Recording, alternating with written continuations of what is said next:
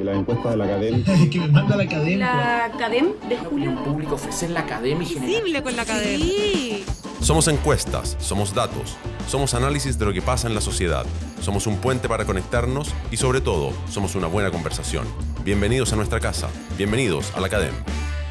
Ayer, el cuestionado dictador de Venezuela, Nicolás Maduro, volvió a criticar al gobierno chileno a una semana de que el Consejo Nacional Electoral de ese país lo proclamara como vencedor de los comicios presidenciales. Proceso que ha sido criticado por la comunidad internacional ante la falta de transparencia y la dilación en la entrega de los resultados.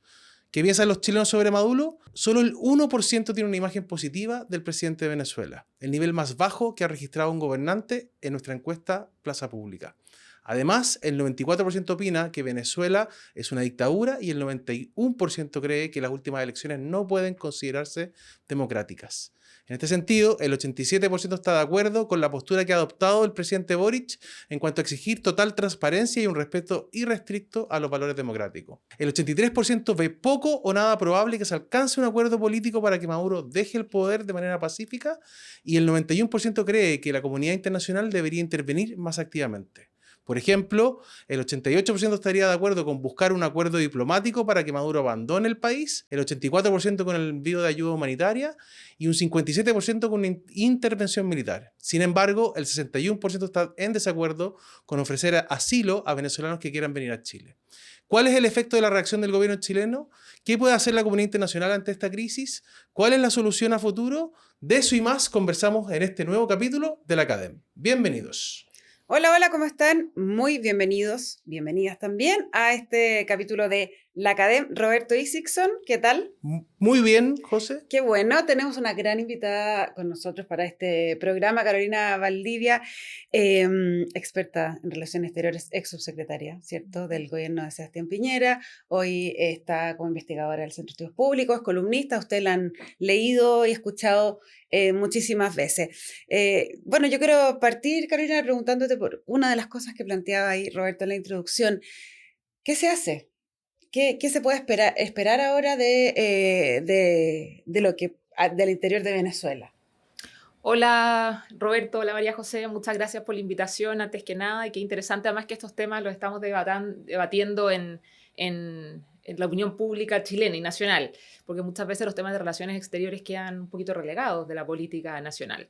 A ver, ¿qué se puede hacer bajo mí o qué podemos esperar de lo que va a pasar con Nicolás Maduro en los próximos meses? En mi experiencia y viendo lo que ha pasado en otras dictaduras de la región, es muy probable que esto tienda hacia lo mismo que ha pasado en Nicaragua, es decir, que haya un atrincheramiento del régimen, que veamos una represión muy dura y que se busquen algunas salidas que simplemente van a ser para darle más aire al régimen de Maduro. Eso ya lo hemos visto, lo vimos en las negociaciones del año 2016 que fueron auspiciadas por República Dominicana, justamente cuando tenían que haber elecciones presidenciales y se renovaba o no el mandato de Nicolás Maduro. Eso se incumplió. Lo vimos en el acuerdo de Barbados que se acaba de negociar en octubre del año 2023 y donde se comprometía el régimen en conjunto con la oposición a ir adelante con un calendario electoral que fue incumplido desde el día 1, proscribiendo a los principales candidatos de la oposición,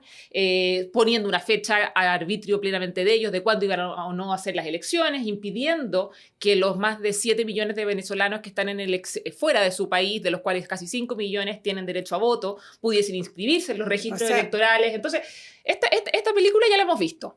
Entonces, claro, no tiene mucho de novedosa. No tiene mucho de novedosa. Y la memoria es de corto plazo. Así es de muy corto plazo. Lo único que cambió en este último proceso es que la oposición logró articularse en torno a María Corina Machado y evitó lo que había pasado antes, cuando la oposición decía, mira, estas elecciones van a ser tan fraudulentas que no nos vamos a presentar. Esa fue una estrategia que no dio resultado. Y María Corina en este caso sí dijo, no, vamos a ir adelante hasta el final. Y vamos a presentarnos las elecciones a pesar de que a mí no me permitan inscribirme, que la sucesora que yo designo tampoco puede inscribirse y que lleguemos a este señor Edmundo González, y que finalmente, por la información que recopiló la oposición, habría eventualmente ganado las elecciones en Venezuela. Pero, bueno...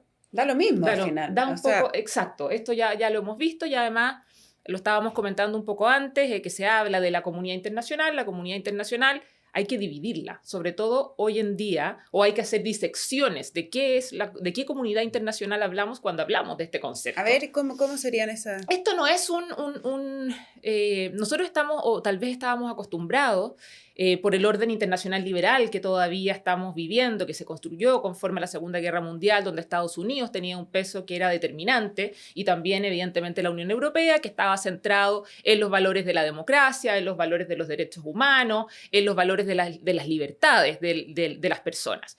Pero este régimen está siendo cada vez más tensionado y está siendo desafiado. Y está siendo desafiado, yo entiendo que en CADEM también lo han medido, del valor de la democracia versus las autocracias. Y eso lo estamos viendo hoy en día en la geopolítica. Y entonces Venezuela, yo digo, no es un país que esté aislado. Sí, está aislado de las democracias occidentales, de las democracias del Asia-Pacífico, de Europa, de Estados Unidos, de Australia, de Japón. De ahí puede estar aislado, te das cuenta del G7. Y de países, evidentemente, también en la región, aunque ahí las divisiones son aún más profundas y sutiles.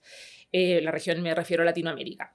Pero Venezuela tiene hoy día el apoyo enorme de China, de Rusia, dentro de Irán, socios estratégicos de Venezuela en este momento, y dentro de nuestra región, al menos en Latinoamérica, tiene apoyos expresos y explícitos de países como Bolivia, Honduras, Nicaragua, Cuba, varias de las islas del Caribe, que se vieron muy beneficiadas con la petropolítica que impulsó en su momento el comandante Chávez. Pero Carolina, ¿y ahí te sorprendió que se abstuvieran Colombia, México y Brasil del voto en la OEA? Porque eso es como, ya, bueno, ¿para qué tenemos OEA entonces?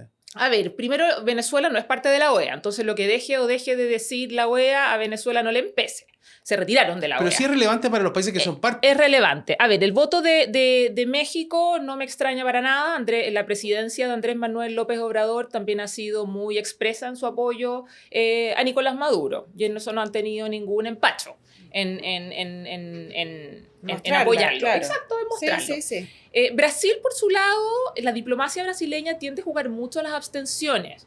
Es una diplomacia también muy ambigua. Ellos nunca dicen nada, o cuesta mucho que digan algo de manera muy expresa, tajante, determinante.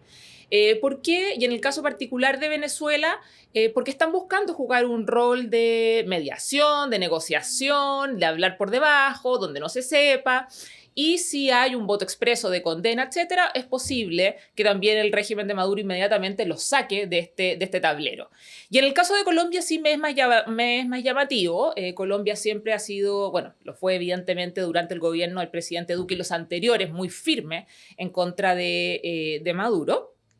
Petro ha tenido una posición de mayor entendimiento, que puede ser una posición pragmática, porque recordemos que de los casi entre 7 y 8 millones de venezolanos que están fuera de Venezuela, 3 están en Colombia. Claro. Entonces necesita ahí él tener una banda de contención, pero también hay una simpatía o alguna comprensión de carácter política también con Maduro, y lo vimos desde el día que asumió Petro, que él viaja a Caracas, y viaja 2 veces a Caracas, ¿te das cuenta? Restablece relaciones diplomáticas. Tú dices, bueno, aquí hay algo más que una mera actuación pragmática. Y además también Colombia, o Petro, quiere resguardarse esa posibilidad de ser algún tipo de garante o algún tipo o tener algún tipo de acompañamiento en un eventual proceso. Entonces, por eso yo entiendo la abstención. No me extraña la mexicana, que ni siquiera además se presentó en la votación. No me sorprende la brasileña, porque se juegan mucho a la abstención en todos los organismos multilaterales. La de Colombia es más incomprensible en este contexto. Oye, yo voy a aprovechar de contar una anécdota. Plaza Pública lleva 550 mediciones, son como 11 años. Yo le voy a poner unos 5 o 6 años más de experiencia haciendo encuestas anteriores a Plaza Pública, y tengo la intuición de que nunca había visto un 1% de imagen positiva de algo, de cualquier cosa. Claro. De verdad como que me sorprendió. O sea, es un 1% de imagen positiva. La evaluación de Maduro se movía entre 5 o 6%, ahora se cae al 1%.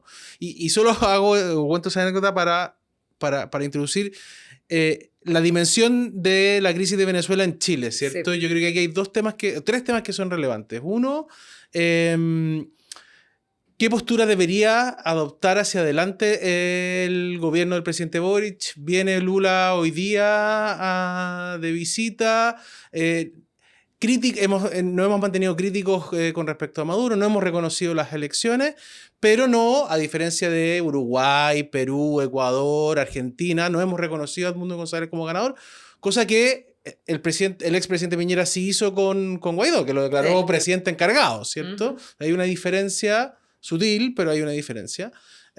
Y luego la dimensión efectivamente inmigración, porque mostraba la encuesta que estamos de acuerdo con ayuda humanitaria, más intervención de la comunidad internacional, pero no nos traigan a nadie. Y además, No venga nadie, claro. Que no venga nadie. Otro elemento que pensaba yo cuando... Y el cuando vi la 90% cree que estamos poco o nada preparados para recibir uno más, digamos. Claro, Entonces...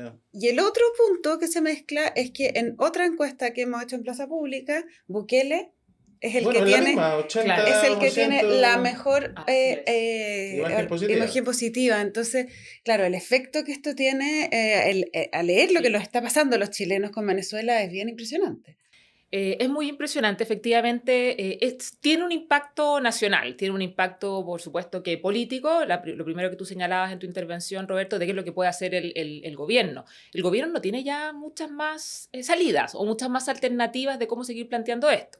A ver, ayer el canciller Van Claver en su entrevista en el diario El País señalaba que Chile estaba disponible para una mediación. Sí, muy bien, excelente disposición. Pero que Maduro nos vaya a invitar. Pero digamos, por supuesto que no nos va a invitar. Y la oposición No tampoco. Y la oposición tampoco, a mi juicio. Ellos van, las últimas, para que veamos lo dividida que está la región y los enconos profundos que existen, en la última negociación en México, los países acompañantes eran Rusia y los Países Bajos. O sea, nosotros no somos parte de nada, ese exactamente. Entonces la oposición en este caso va a elegir a un garante distinto y probablemente si hubiese alguna negociación, Maduro también.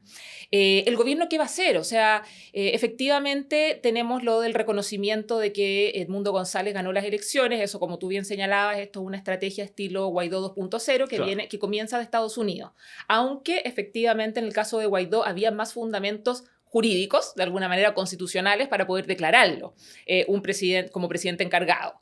No me voy a meter con la lata de por qué se llegó a presidente encargado. Si sirve de algo. Y además no sirve, exacto, y es una estrategia que no sirvió de nada. Ahora, sí y no, porque ¿qué es lo que hizo al reconocerse a Guaidó como presidente encargado? Por ejemplo, Guaidó reincorporó a Venezuela a la OEA. Se pudieron destrabar algunos fondos que estaban retenidos y que se le entregan a la oposición, ¿te das cuenta? O se quería avanzar por ese lado, ¿ya? Si el gobierno no reconoce a la victoria de Edmundo González y se queda en ese sentido silente, tampoco va a participar de una negociación y ya las actas, eso no va a pasar. O sea, que haya una verificación. O sea, que aparezcan ahora ya da lo mismo. Ya han pasado 10 días, las actas pueden ser cualquier otra cosa muy distinta a la que tiene la oposición y las vías institucionales venezolanas están absolutamente cooptadas por el régimen. Entonces, que tú me digas, no, es que va a ir al Tribunal Supremo y el Tribunal Supremo va a declarar la nulidad de las elecciones y vamos a ir a una elección nueva. Eso no es un saludo a la bandera, o sea, no sirve absolutamente nada. Carolina, pero para ser bien claro, en línea con lo que nosotros preguntábamos en la encuesta, ¿cierto? La probabilidad de que Nicolás Maduro deje el poder es muy escasa. Sí, salvo que se produjese algún cisma al interior de las Fuerzas Armadas. ¿Te das cuenta? Al interior de las Fuerzas Armadas bolivarianas y que allí alguien dijese, bueno, sabes que yo ya estoy hasta acá, no queremos más y por lo tanto queremos un cambio de régimen. Pero también las Fuerzas Armadas están muy controladas por la inteligencia cubana. Ese es otro elemento que se nos olvida muchas veces en esta crisis.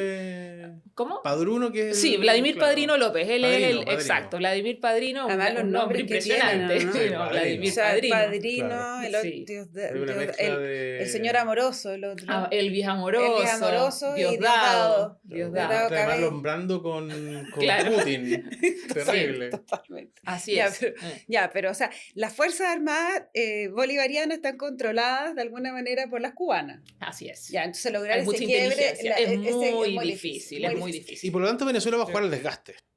Eso es lo que yo pienso, el atrincheramiento, a dar aire, a empujar, tirar la pelota hacia adelante. Claro, hacia adelante. ¿Y cuánto influye entonces? Porque medios de comunicación extranjeros, a partir de fuentes de Estados Unidos y también de Israel, están diciendo que es probable que en las próximas 24 o 48 horas haya un ataque de Irán a Israel. Y eso reconfigura... reconfigura, pero también invisibiliza la crisis venezolana. ¿Te das cuenta? Hoy en día Estados Unidos ha salido Blinken, ha hablado Kamala, ha hablado el Sí. subsecretario para los Asuntos Pero con el correr Americanos. de los días ha ido desinflándose. Se ha ido mucho en la prensa desinflando, internacional. exactamente, y si hay una escalada en Medio Oriente del estilo de un ataque importante de Hezbollah vía el Líbano hacia el norte de Israel o en represalia a la muerte de Jamenille, de Hamas, o también de Hezbollah, que murió el líder, o se asesinó al segundo líder militar, me parece.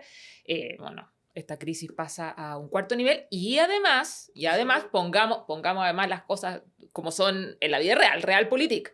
Estados Unidos no va a tener un interés y que el precio del petróleo en Medio Oriente o escala de vetarse la posibilidad de acceder al petróleo venezolano. Venezolano. Claro. Entonces aquí también esos elementos cuentan. Parte del baile de máscara que Sí, claro, conversábamos así es, antes de partir. Pero no hay que programa. esconderse los ojos. Y claro, y lo que señalabas tú también en la encuesta sobre un 57% de personas que creen que tiene que haber una intervención armada, y digo, ¿y cómo? Claro, eso hoy ¿Y día es cómo? impracticable. ¿Con digamos, quién? Claro. O sea, ¿quién va a poner el Congreso americano?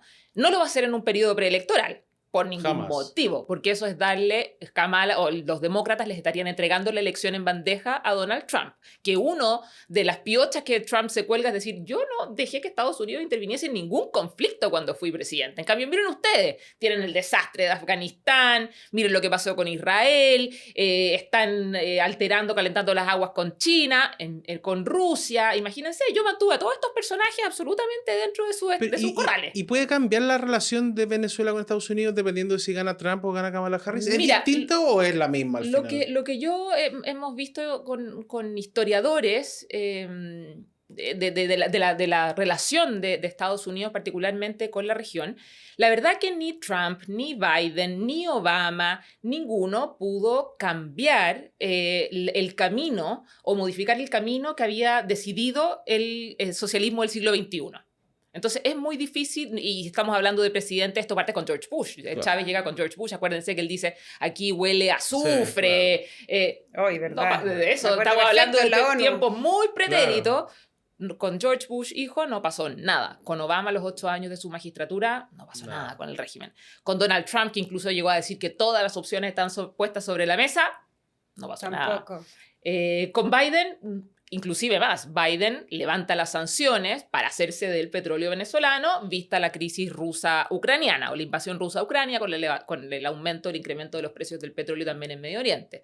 Y además las compañías que están actualmente trabajando de origen americano que están extrayendo petróleo en Venezuela, Chevron, Exxon, etcétera, informaba, me parece que era el Financial Times, bueno, dicen, señores, cuidado que nosotros hasta ahora tenemos ciertas garantías de este régimen para la explotación de estas concesiones. Si esto entra en el caos, si aquí el señor Maduro se va o cae y hay un desorden gigantesco, porque además recordemos que se vaya Maduro no es el fin de la crisis. Claro. Para nada. O sea, Parte una nueva. parte una nueva, claro. hay temas de seguridad que son profundos en Venezuela, hay muchas armas en distintas partes, hay mucho dinero, hay muchos negocios ilícitos que se están produciendo hoy en día allí.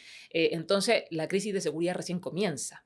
Entonces, tenemos Y volviendo un poco a lo que planteamos a Chile, la visión que están teniendo los chilenos de lo que ocurre en Venezuela.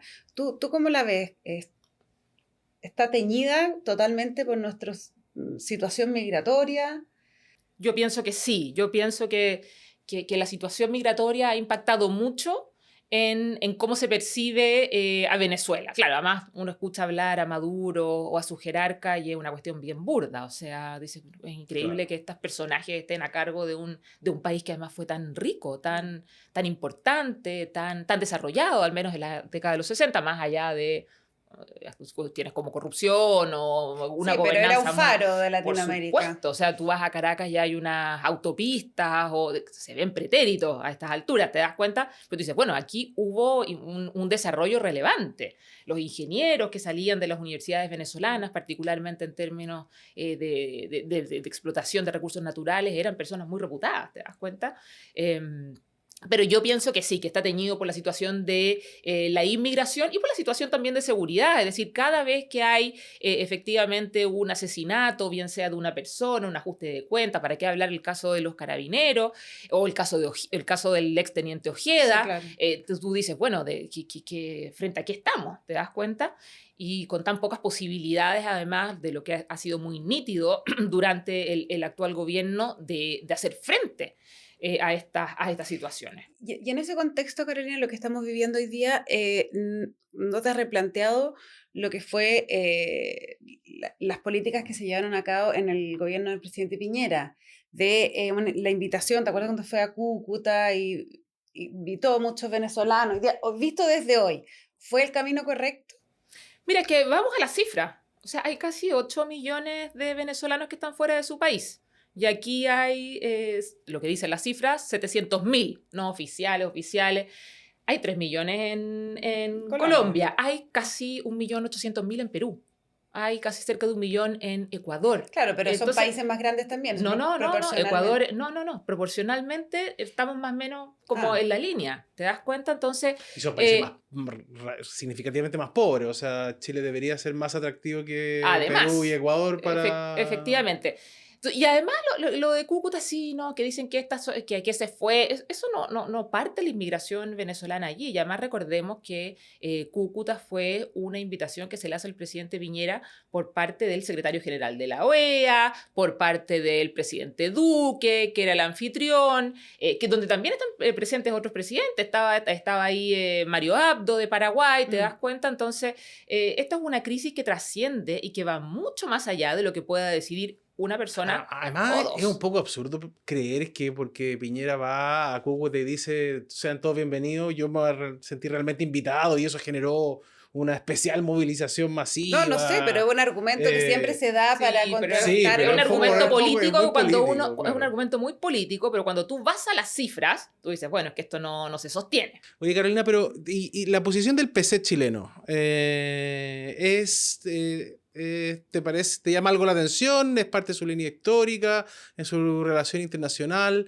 ¿Es sostenible en el tiempo también con cómo ha tratado el gobierno de Maduro al presidente Boric? Pues son parte de una misma coalición, están apoyando a las elecciones de un gobierno que acaba de declarar que el gobierno, con el aval del gobierno, se están formando milicias terroristas para desajustar. No, y los insultos al presidente Boric son de todos los días. O sea, ya hay un insulto además que es muy irónico. Es cuando expulsan a todo el cuerpo diplomático de Chile y de otros 7 países. Entonces hablan expulsan obviamente a todos los gobiernos de derecha, incluido el presidente Boric. ¿Te das cuenta? Y les dice además porque ustedes son parte del Grupo de Lima. Lo cual Boric nunca ha tenido absolutamente nada que ver con el Grupo de Lima, pero eso es una ironía muy profunda, muy sutil dentro de un régimen que es bien burdo. A ver, la posición del PC yo creo que ha salido bastante escrito en la prensa y se ha analizado bastante en la contingencia nacional. Yo no soy una conocedora eximia de las líneas históricas del Partido Comunista Chileno, para nada. Pero no me extrañan, siempre había un apoyo muy profundo. Aquí es que nunca hay que olvidar la conexión de La Habana con Caracas. ¿Te das cuenta? Aquí van de la mano. Están trabajando muy juntos. Entonces, si hay... Y el PC chileno, por supuesto que tiene una línea histórica de respaldo a la Revolución Cubana. Hoy en día, dictadura con todas sus letras. Y entonces si es que hay no sé si una directriz o un mandato o una visión de parte del PC cubano, decir hay que apoyar a la revolución bolivariana porque es el socialismo del siglo XXI, el PC chileno por supuesto que se va a cuadrar. Eso es incoherente y es como yo lo veo también, bastante desleal con el propio presidente Boric, pero esto es política y esto es poder. Y no se van a ir de la coalición si hay poder de por medio. Algo que se ha conversado poco, pero creo que es relevante, es las implicancias diplomáticas y prácticas de no tener embajador venezolano en Chile. ¿Qué pasa con esas 700.000 personas, sus documentos, sus papeles, sus necesidades, el que quiera regresar y no tener también, entiendo que hay como unos 20.000 chilenos en Venezuela que en este minuto no deben ser muy queridos por parte del gobierno? Mira, vamos de nuevo a las estrategias cubanas. La estrategia cubana, hay una muy clásica que es llamada la estrategia de los Marielitos, que era con decir, bueno, todos los inmigrantes que no, o sea, todas las personas o todos los cubanos o cubanas que no quieran estar aquí tienen las puertas abiertas. En el caso de Venezuela es lo mismo, ya el problema migratorio no es mío, el problema migratorio es suyo. De otras Usted personas, en claro. Chile haga lo que a mí me da lo mismo. Usted tendrá que determinar, o sea, hay una crueldad muy grande también. Y lo decía ayer Ricardo Hausmann en una entrevista que le hizo el Mercurio. Es un régimen muy malo, de mucha maldad, que a sus propios conciudadanos está dispuesto a dejarlos en el completo abandono. Porque Eh, los ve como traidores, po. los ve que como se van. traidores. Y No, y además, opositores, sí, claro. y nos Entonces, deja ¿por qué? y le pone un problema a Chile. Hágase usted cargo de, Claro. de esas 700.000 personas. Regularícelas, dele cédulas de identidad chilena. No es mi problema. Y eso va a seguir pasando porque las puertas van a estar abiertas para todos aquellos que estén descontentos. Y eso ya lo hemos visto en la región otras veces. Oye, y es el tema PC. Y el tema, pero Boric mismo, porque decíamos que que a lo mejor reconocer el triunfo como presidente encargado No va a tener no mayores... va a tener millones de efectos, pero sí tiene efectos en el lenguaje de la diplomacia y el Sí. lenguaje de la política, sí son Sí. señales importantes. Pensando que hay elecciones en En octubre. Octubre. Entonces, ¿está de alguna manera en un zapato chino con eso? Lo está, pero como yo lo veo de afuera, y como lo he visto en todo este devenir de estos últimos meses, a mí me da la impresión de lo que está buscando la Cancillería chilena, el presidente Boric, es seguir la línea colombo-brasileña y ver qué sale o qué puede salir de allí. Entonces, me da la impresión que van a guardar ese espacio de aire para saber qué puede pasar. Si no pasa nada, o si efectivamente la propuesta brasileña es decir, bueno, que el Tribunal Supremo, como lo escribía anoche el expresidente Duque, si la propuesta es que el Tribunal Supremo de Justicia declare que se van a anular las elecciones porque hubo un ciberataque y por lo tanto no podemos tener constancia de quién es el ganador ni revisar las actas, con todas estas cosas rocambolescas y barrocas que se le ocurren al régimen de Maduro, Que no tienen nada de novedoso tampoco. que no tienen nada de claro. novedoso, pero es cada vez más impresionante Claro. las historias que se cuentan. O los inventos que hacen como para salir jugando y tirar la pelota hacia adelante. En ese caso, al gobierno y al presidente Boric le van a quedar pocas alternativas frente a cómo reaccionar ante la comunidad internacional, porque además Brasil y Colombia juegan un partido muy distinto, están en una liga distinta a la Es que nuestra en este caso. eso es lo que voy. O sea, Así es. esas pocas alternativas son plegarse. Plegarse a lo que ha hecho Argentina, Uruguay, que yo entiendo que el presidente no lo quiere hacer, porque son gobiernos que él identifica como O gobiernos sea, de no va a salir, derecha. no va a salir Oye, en el grupo no. de Milei. prefiere Oye, salir en el grupo efectivamente, de Lula. po. Pero a propósito de que Brasil y Colombia juegan en una liga distinta, te lo pregunto porque leí un tuit de Eugenio Tironi que decía que el presidente Boric se había transformado en el No, líder pero por más favor. temible Pero por favor. que tenía hoy día Nicolás Maduro. No, pero por favor, o sea, de verdad, o sea, No le seamos importamos serios, tanto. seamos serios. Temible, ¿qué tiene? A ver, más que sea Boric lo que él pueda representar, ¿qué tiene Chile hoy en día para presionar a Venezuela? No, porque no No. tienen la sartén. No tenemos ni inversiones económica. allá, no, tenemos cero comercio bilateral o muy poco, la migración es un problema nuestro, la seguridad es un problema nuestro, las expulsiones que no se pueden realizar es un problema nuestro, la falta de posibilidades de resolver el caso del teniente Ojeda, que ha sido tan bullado mediáticamente, es nuestro, y No, así suma y sigue. Y como se burla Maduro Exactamente. en ese caso también. po. Y por eso se burla. Claro. Te das cuenta porque él sabe que tiene la sartén por el mango. Lo tiene sumamente claro. Y además, Maduro, ¿a quién teme? Va a temer a aquel que lo pueda hacer, a que lo pueda derrocar. ¿te ¿Y das eso es el cuenta? ejército Y eso- venezolano? O el ejército venezolano, donde además hay que mirar, hay tantos antecedentes además. O sea, ya hay ciertas purgas casi, no habitualmente, pero recordemos que está... no eres Alex Saab, es quien fue el ministro, que en este momento no recuerdo su nombre, ministro de Petróleos de Venezuela, que también fue un tipo muy, muy poderoso dentro del régimen y que desapareció de acción, fue sometido a proceso. Supuestamente un tipo que había acumulado mucho dinero y por lo tanto Claro. mucho poder, y Maduro temía que pudiese causarle un cisma también interno. Y ese personaje fue rápidamente... Lo sacó de la cancha. Lo sacó de la cancha. I see me. No, ese es el fiscal actual. Ya me voy a acordar, Tarek William Saab. Ese, Ese, Tarek William Saab, que no es Alex Saab, que era su testaferro, que hubo un intercambio de presos el con fiscal, Estados Unidos. ayer tenía un perfil interesante. Exactamente. Entonces decir que el presidente Boric ha tenido una postura que es la postura además muy de respeto tradicional de la política exterior chilena, del respeto a la democracia, o la democracia como valor esencial, que es un principio que viene de los años 90 en adelante acompañando a nuestra política exterior. Y él ha sido firme y claro, y eso está muy bien. Pero personajes o dictadores como Nicolás Maduro le temen a personajes como de ese nivel, ¿te das cuenta? O sea, así de matonescos, de burdos, y que no les va a temblar la mano con determinadas acciones. Entonces, bueno, eso un poquito... La posibilidad de que se discutió, probablemente, y todos lo conversamos en los almuerzos dominicales, de que Nicolás Maduro se asile en Turquía porque ahí tiene sus recursos y Erdogan le daría... No me extrañaría. Es una posibilidad... A ver, y eso depende un poco de Estados Unidos, ¿no? De una negociación con Estados depende Unidos. Mira, yo lo veo de la siguiente... No, Estados Unidos en esto siempre tiene sus, ¿cómo se llaman? Diplomacia, sus back channels. Claro. Es decir, personas que están encargadas de esto, que están hablando y no tenemos idea de quiénes son. O sea, no lo vamos a saber tampoco. Y está bien que así sea. Desde mi perspectiva, para que haya una negociación con Maduro, efectivamente es lo que señalas tú, tiene que haber un resguardo de su integridad física y también financiera. Sí, patrimonial. Claro, Y patrimonial, por supuesto. Y no solo la de él, sino que la Y de de todo Diosdado su jerarquía, Cabello. por o sea, supuesto, esto no se soluciona con mover 5 personas, son como 600. Absolutamente. Claro. Vladimir Padrino, Diosdado, los Rodríguez, los La dos hermanos familia, los Rodríguez, la primos. familia. Exacto. Toda la banda. ¿Eso ha ocurrido en alguna parte del mundo? Para entender la posibilidad, porque se dice fácil, pero es de una complejidad gigantesca. Es decir, bueno, se van a mover 600 personas desde Venezuela. Es cierto que salieron muchos aviones hacia Cuba la noche de la elección, pero esto ya es de una dimensión. Yo no sé si un régimen ha caído de esa manera, como negociando una salida que te proteja financieramente y legalmente. Es que eso tampoco va a ser explícito.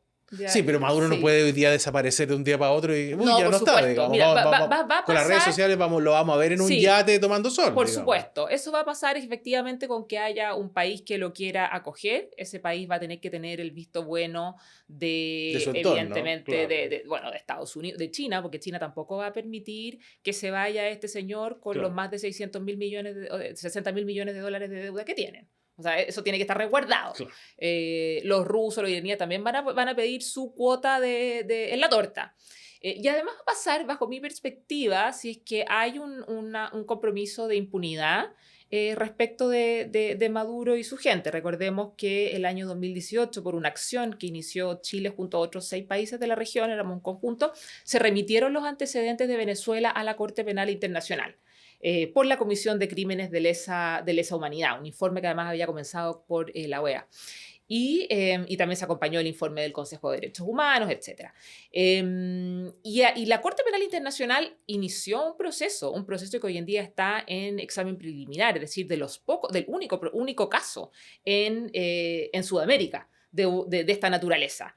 Y eso sí, yo pienso que a Maduro y a su gente le tienen un poco más de respeto. Es decir, bueno, verse detenidos, que se emite una orden de captura internacional, que ¿dónde nos vamos a instalar? Tiene que ser un país que no reconozca la jurisdicción de la Corte Penal Internacional, entonces vamos reduciendo la cantidad de países que podrían ser. Efectivamente, los rusos, los iraníes no lo han reconocido, los chinos tampoco, y a lo mejor se abren algún tipo de vías. Entonces, va a pasar necesariamente por un caso de resguardo a la impunidad y resguardo personal, físico, financiero de él y de todos sus jerarcas y familia. Uf. Carolina Valdivia, muchísimas gracias por haber venido a conversar con nosotros aquí en la CADEM. Gracias, Roberto. Y nos encontramos la próxima semana. Muchas gracias. Chao. Chao. De la encuesta de la academia.